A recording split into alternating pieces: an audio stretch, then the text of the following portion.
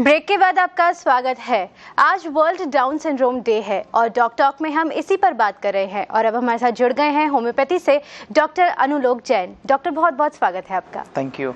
Doctor, homoeopathy में क्या कारण मानते हैं डाउन सिंड्रोम होने के? बेसिकली होम्योपैथी में फंक्शनल डिस्टर्बेंसेस के ऊपर बहुत ज़्यादा जोर दिया गया है। होम्योपैथी में 3 पॉल्यूटिंग सब्सटेंसेस माने गए हैं, सोरा, सिफिलिस एंड साइकोसिस। जी। ऐसा कहते हैं कि जो जेनेटिक डिसऑर्डर हैं वो एक फंक्शनल डिस्टर्बेंस है एक जीन लेवल पर।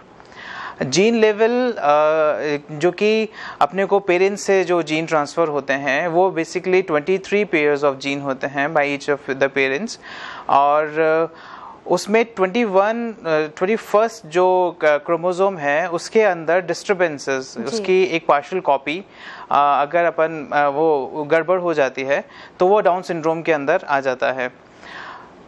ये बात खत्म हो जाती है यहाँ पर as a general point of view, but homoeopathy इससे एक फर्दर स्टेप और सोचती है कि अगर वो 21st क्रोमोसोम के अंदर कोई दिक्कत हुई है तो वो क्यों हुई है। उसको एक पॉल्यूटिंग सब्सटेंस, एक कॉज माना गया है होम्योपैथी के अंदर, and that is known as psora. Psora causes functional disturbances. तो होम्योपैथी बेसिकली सोरा को ट्रीट करने के लिए कहती है जब भी कोई जेनेटिक डिसऑर्डर की बात करते हैं, and specially in case of Down syndrome. जी डॉक्टर, होम्योपैथिक इलाज पे बात करेंगे। पहले हम ये जानना चाहेंगे कि डाउन सिंड्रोम से जो पीड़ित बच्चा है उसको किस किस तरह के कॉम्प्लिकेशंस होने की संभावना सबसे ज़्यादा रहती है? उनकी जो रोग प्रतिरोधक क्षमता होती है वो बहुत धीमे पड़ जाती है, वो कमज़ोर हो जाती है, तो उनको जल्दी जल्दी बीमारियाँ होती हैं। कंजेनाइटल हार्ट डिफेक्ट्स की हार्ट के अंदर, हृदय के अंदर बहुत सारे बचपन में ही कुछ ऐसे कॉम्प्लिकेशन डेवलप हो जाते हैं, तो उससे उनको काफ़ी ज़्यादा परेशानियां होती हैं। नर्वस डिसऑर्डर की बात करें तो epilepsy is the most common, जैसे मिर्गी आना ये सबसे कॉमन फॉर्म है इस चीज़ में।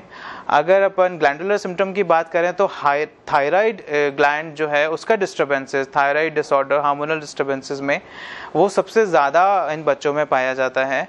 ब्लड की बात करें तो ल्यूकीमिया जो है वो बहुत ज़्यादा इनको मिलता है। तो इन सब चीज़ों से बच्चे जो है पीड़ित रहते हैं डाउन सिंड्रोम के अंदर। काफ़ी सारे कॉम्प्लिकेशंस आपके हिसाब से हो सकते हैं।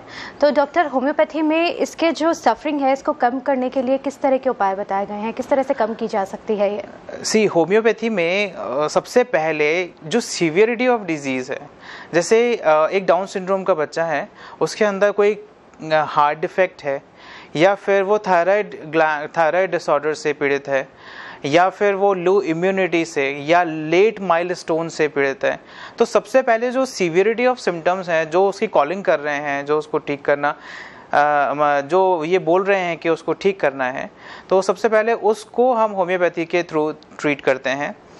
उसके बीच बीच में जैसे मैंने आपको बताया कि डाउन सिंड्रोम को हर वक्त अपने को ट्रीटमेंट में डाउन सिंड्रोम को नहीं छोड़ना है, तो सोरा मस्ट बी ट्रीटेड, तो सोरा को लगातार हम लोग ट्रीट करते रहते हैं।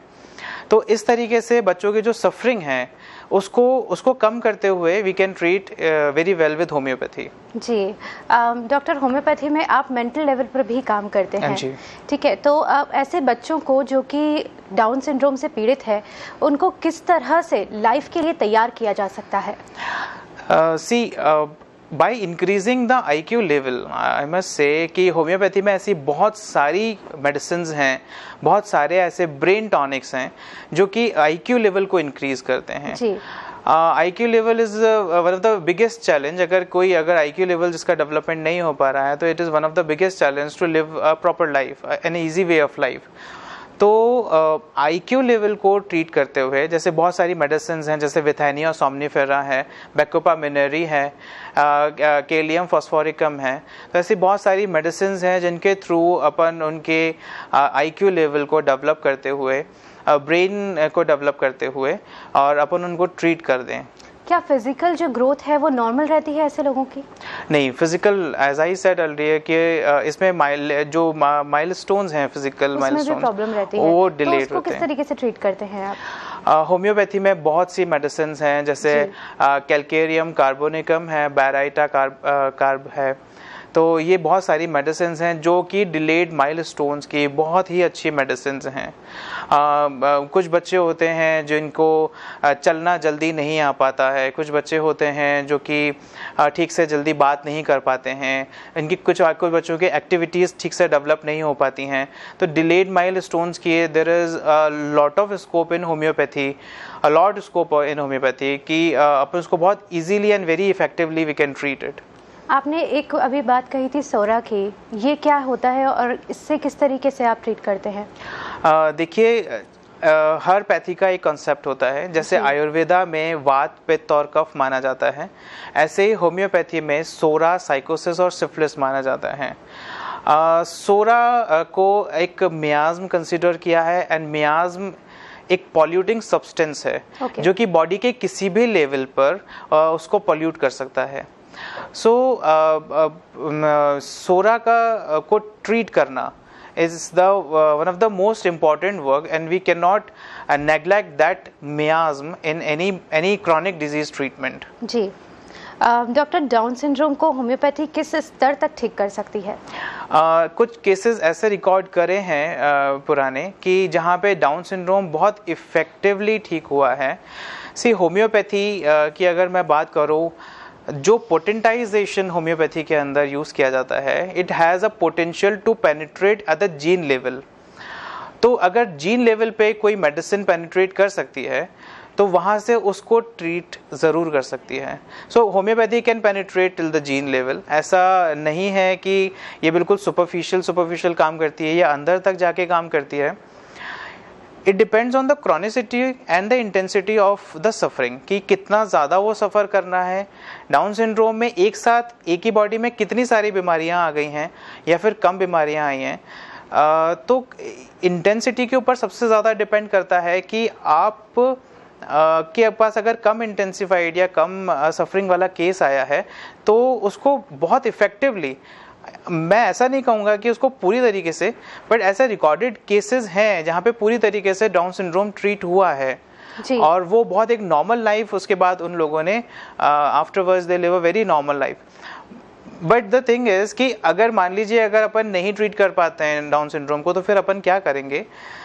तो जो सफरिंग, जो कॉम्प्लिकेशन डाउन सिंड्रोम के थ्रू क्रिएट हुए हैं बॉडी के अंदर, उनको बहुत इजीली ट्रीट किया जा सकता है। जैसे थायराइड है, थायराइड डिसऑर्डर्स हैं, जैसे लो इम्यूनिटी लेवल है, लो माइलस्टोन डेवलपमेंट है, लो आईक्यू है, इन सब चीज़ों को बहुत अच्छे से effectively we can treat with homoeopathy. कितनी परसेंट बच्चे और माँ बाप इतने ज़्यादा अवेयर हैं कि उनको पता हो कि बच्चों को डाउन सिंड्रोम हुआ है? Rural area I must say, वहाँ पर इतना ज़्यादा नहीं अवेयरनेस है। एंड तो आप क्या मैसेज देना चाहोगे आज? मेरी तरफ से बस यही मैसेज है कि कुछ एक टेस्ट होते हैं एम्ब्रियोनिक लेवल पर जी। जो कि जेनेटिक स्कैनिंग के टेस्ट होते हैं। अगर वो हर मदर अगर वो करवा ले तो बिल्कुल आप उससे सेफ हो सकते हैं। So be aware in this thought, और आगे से आगे अपने जब भी आप प्रेग्नेंट हैं और तो जितने भी टेस्ट आपको डॉक्टर्स लिख कर दे रहे हैं उसको बिल्कुल अच्छे से उसको टेस्ट करवाते चलें, उसका डायग्नोसिस करवाते चलें और डॉक्टर्स की बात मानते चलें। जी, धन्यवाद डॉक्टर आपका स्टूडियो में आने के लिए। डाउन सिंड्रोम डे पर उम्मीद है आपको हमारा ये एपिसोड पसंद आया होगा। डॉक टॉक में आज के लिए बस इतना ही। कल फिर होगी मुलाकात और बात करेंगे किसी और हेल्थ इशू पर और मिलवाएंगे आपको उनके स्पेशलिस्ट से। तब तक के लिए आप रखें अपना ख्याल। नमस्कार।